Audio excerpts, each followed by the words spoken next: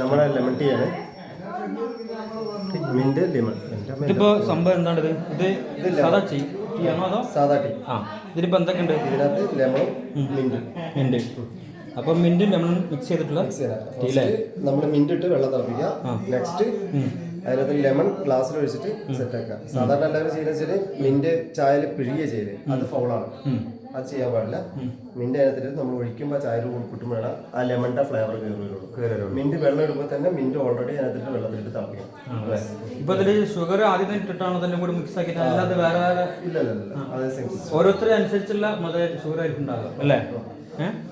Okay, സൂപ്പറാണല്ലേ. ഒന്ന് കുടിച്ചു നോക്കട്ടെ. ടേസ്റ്റ് ചെയ്ത് ഷുഗർ കുറച്ച് കമ്മിയായിരിക്കും, കാരണം ചില ഓരോ പാർട്ടിയുടെ ടേസ്റ്റ് അനുസരിച്ച്. ഓക്കെ, സൂപ്പർ, അടിപൊളി കേട്ടോ. ഓക്കെ, നിങ്ങളെ പേരെന്തെന്നു? രാജേഷ്. രാജേഷ്, നമ്മളെ ചങ്കാട്ടോ. Okay, ready.